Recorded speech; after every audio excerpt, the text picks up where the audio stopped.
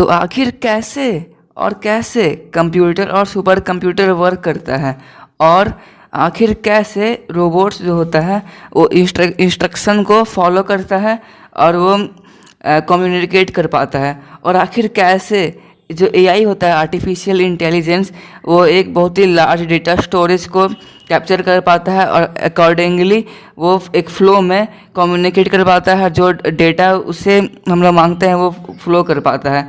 और आखिर कैसे सेंसर काम करता है और नेटवर्किंग कैसे होता है, जो हम लोग मोबाइल में बात करते हैं, जो फ्रीक्वेंसी पहुंचता है हम लोग तरफ, जो साउंड का जो नेविगेशन होता है वो आखिर कैसे नेटवर्किंग के द्वारा होता है।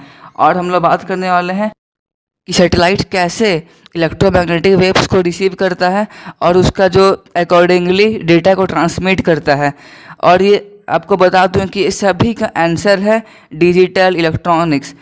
देखिए, जो खास करके डिजिटल इलेक्ट्रॉनिक्स हम लोग उसको बोलते हैं जो कि 0 और या फिर 1 का फॉर्म में डेटा को ट्रांसफ़र करता है, मतलब ट्रांसमिट करता है या रिसीव करता है, उसको इंस्ट्रक्शन को अंडरस्टैंड करता है, समझता है, उसी को हम लोग डिजिटल इलेक्ट्रॉनिक्स बोलते हैं। डिजिटल इलेक्ट्रॉनिक्स में जैसे कि मैंने आपको बताया कि बेसिकली 0 और 1 में ही वो लोग स्टोर करते हैं, मतलब कि 0 मतलब होता है ऑफ और 1 मतलब होता है ऑन, मतलब कि जो ये ऑफ ऑन ऑन ऑफ का जो चक्कर है वो कैसे वो लोग समझते हैं, ये बहुत ही थोड़ा कंफ्यूजिंग है। और आप लोग सोच रहे होंगे कि ये कैसा बात है कि भला कोई ऑन या ऑफ में कैसे डेटा को समझ सकता है। और वही मैं आज ये बताने वाला हूँ कि वो लोग कैसे, मतलब कि ये सब वर्क कैसे करता है। तो आप प्लीज़ वीडियो का पूरा एंड तक देखिए, चैनल में बने रहे। अगर आपने इस चैनल को सब्सक्राइब नहीं किया है तो प्लीज़ सब्सक्राइब कर लें, क्योंकि मैं अगले वीडियो डिजिटल इलेक्ट्रॉनिक्स के एकदम डिटेल में बताने वाला, एकदम डिटेल में, मतलब कि एकदम शुरुआत से लॉजिकल गेट से कैसे हम लोग डिजिटल इलेक्ट्रॉनिक्स की मदद से हम लोग कोई भी नंबर को ऐड कर पाएंगे, सब्ट्रैक्ट कर पाएंगे और मल्टीप्लाई कर पाएंगे। मैं आपको सब बताने वाला हूँ कि कैसे इंटीग्रेटेड सर्किट मतलब कि आईसी काम करता है और हम लोग कैसे प्रोग्राम कर सकते हैं डिजिटल इलेक्ट्रॉनिक्स के वजह से। मगर जो आज हम लोग का जो मेन मोटो है वो आपको बता रहे हैं कि जो डिजिटल इलेक्ट्रॉनिक्स का जो हिस्ट्री है और उसका जो इवोल्यूशन है, मैं आपको मेन मोटो ये मतलब कि आज हम लोग को जो मेन चीज़ में विचार करना है, आज जो शुरुआत वीडियो है मैं उसी का मैं फोकस करने वाला हूँ। तो शुरू करते हैं कि इसका हिस्ट्री से। तो देखिए, जो डिजिटल इलेक्ट्रॉनिक्स होता है उसका जो सबसे मेन, जो उसका सबसे बेसिक होता है वो हम लोग का होता है बाइनरी सिस्टम। तो मैं आपको बता दूं कि बाइनरी सिस्टम आखिर होता क्या है। तो देखिए, बाइनरी सिस्टम हम लोग उसको बोलते हैं जिसमें हम लोग 0 और 1 को हम लोग मैनिपुलेट करते हैं। और मैनिपुलेट करने का मतलब ये है कि हम लोग उसको ऐड करते हैं, सब्ट्रैक्ट करते हैं, मल्टीप्लाई करते हैं, मतलब कि जो चाहिए हम लोग डिजायर्ड के लिए वैल्यू के लिए उसको हम लोग 0 और 1 के फॉर्म में ही उसको मैनिपुलेट करते हैं। और जैसे कि आप लोग जानते हैं कि नॉर्मल जो नंबर सिस्टम होता है वो क्या होता है 1 से लेकर 9 तक, मतलब 0 से लेकर के 9 का बीच में मतलब 0 1 2 3 4 5 6 7 8 9, हम लोग उसी को मैनिपुलेट करके ऐड सब्ट्रैक्शन जो करते हैं, हम लोग का जो पूरा मैथ्स बना है उसी से बना है। और वैसे ही जो हम लोग की इलेक्ट्रॉनिक्स है, कोई भी कंप्यूटर अंडरस्टैंड करता है वो सिर्फ 0 और 1 करता है, मतलब ऑन या ऑफ करता है। तो हम लोग उसको कैसे मैनिपुलेट करेंगे, तो वही हम लोग ये जो हम लोग का जो प्लेलिस्ट बनने वाला है हम लोग उसमें इसी का बात करने वाले हैं। और मैं आपको बता दूं कि जो बाइनरी सिस्टम है उसका जो शुरुआत किया था, उनका जो नाम है वो है गैटोफ्राइड विल्हेम लेविनिज, जो कि 1705 में किया था। उन्होंने वही बताया था कि बाइनरी सिस्टम जो होता है वो कैसे अरिथमेटिक लॉजिकल को हम लोग ज्वाइन करके हम लोग कोई भी बड़ा बड़ा डेटा को हम लोग ऐड सब्ट्रैक्ट या कुछ भी हम लोग कर सकते हैं। तो जैसा कि आप जान गए हैं कि जो सिस्टम हम लोग का क्या बोलता है डिजिटल इलेक्ट्रॉनिक्स, उसका जो शुरुआत किया है वो इन्होंने ही किया है। तो अब आगे देखते हैं कि आगे क्या हुआ स्टोरी में। फिर स्टोरी में 1986 में चार्ल्स सैंडर्स पियर्स आते हैं जो कि एंट्री करते हैं, जो कि बोलते हैं कि कैसे हम लोग लॉजिकल ऑपरेशन को हम लोग इलेक्ट्रिकल स्विचिंग डिवाइस में हम लोग ऑपरेट कर सकते हैं। मतलब कि इलेक्ट्रिकल स्विचिंग सर्किट का जो मतलब ये होता है कि हम लोग कैसे इलेक्ट्रॉनिकली हम लोग ऑन ऑफ कर सकते हैं और उसका जो डेटा को हम लोग अंडरस्टैंड कर सकते हैं। फिर उसके बाद जो क्या होता है, जो पहले क्या होता था ना कि जो पहले हम लोग स्विचिंग के लिए वैक्यूम ट्यूब्स का यूज़ करते थे, वैक्यूम ट्यूब्स का। फिर उसको हम लोग हटा करके बाद में लॉजिक ऑपरेशन होने लगा, जो कि हम लोग का रिलेस या फिर ट्रांजिस्टर डायोड उसका मदद से हम लोग का जो क्या बोलता है डिजिटल इलेक्ट्रॉनिक्स का जो आगे का फील्ड है वो आगे बढ़ने लगा। फिर अब देखते हैं आगे कहानी में एंट्री मारते हैं 1907 में ली डे फॉरेस्ट, जो कि सबसे पहले एंड गेट को प्रपोज करते हैं।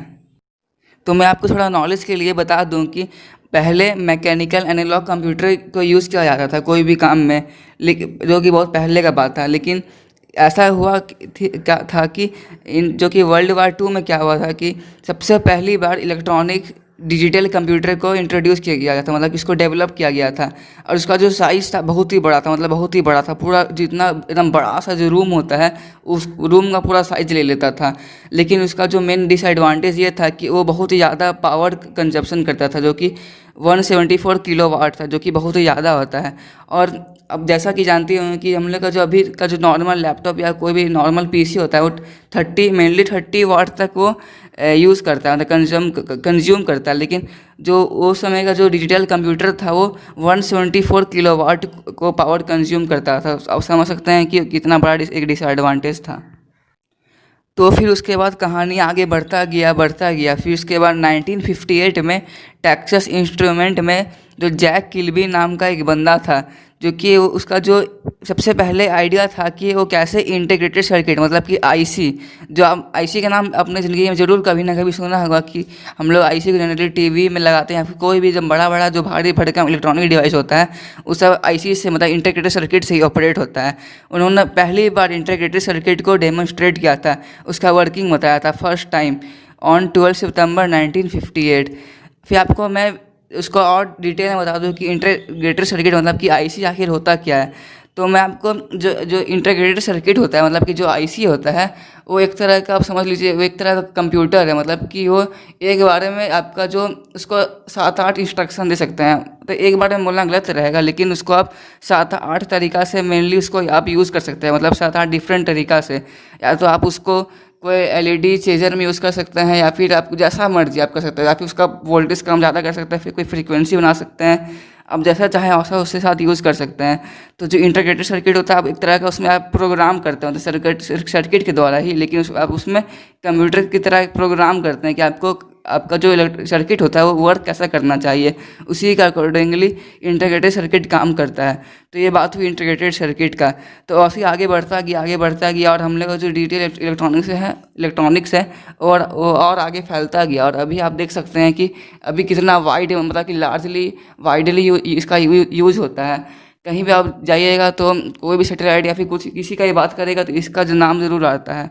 तो हम लोग जो ये प्लेलिस्ट हम लोग का जो ये डिजिटल इलेक्ट्रॉनिक्स का प्लेलिस्ट है उसमें हम लोग इसी का बात करने वाले हैं कि हम लोग अगला वीडियो में हम लोग लॉजिकल गेट्स के बारे में बात करेंगे। मतलब कि लॉजिकल गेट्स वो होता है जो कि डिजिटल इलेक्ट्रॉनिक्स का सबसे बेसिक फंक्शन होता है, मतलब सबसे बेसिक इलेक्ट्रॉनिक्स डिवाइस होता है। मतलब ऐसा समझ सकते हैं। उसमें जो मेनली 3 गेट होता है, मतलब कि मेनली 4 गेट होता है, जो कि बहुत ही फंडामेंटल होता है। और उसी से वही चारों गेट से सारा लॉजिकल गेट्स बनता है। वो उसका मैं इसमें इंट्रोड्यूस कर देता हूँ, तो उसका नाम बता देता हूँ। जो सबसे पहला जो लॉजिकल गेट्स होता है वो होता है एंड गेट, फिर होता है और गेट, नॉट गेट और होता है जॉर गेट। तो वही चारों जो फंडामेंटल जो लॉजिकल गेट्स होता है उसी से सब कुछ बनता है। मतलब कि आगे जॉर, एक्सक्लूसिव, नॉर, फिर नैंड, नॉर, आप मतलब जो चाहे वो बना सकते हैं। बड़ा इंटीग्रेटेड सर्किट, फिर कंप्यूटर डेवलपमेंट कर सकते हैं। मतलब सबसे फंडामेंटल, सबसे बेसिक वही होता है। तो आप समझ सकते हैं कि लॉजिकल गेट्स कितना इंपॉर्टेंट होता है। तो मैं आपको अगला वीडियो में उसी के बारे में बताने वाला हूँ। और आपको मैं ये बता दूँ कि मैं थ्योरी के साथ साथ प्रैक्टिकली भी उसको मैं प्रूफ करूँगा, और सर्किट से मैं आपको दिखाने वाला हूँ कि ये काम कैसे करता है।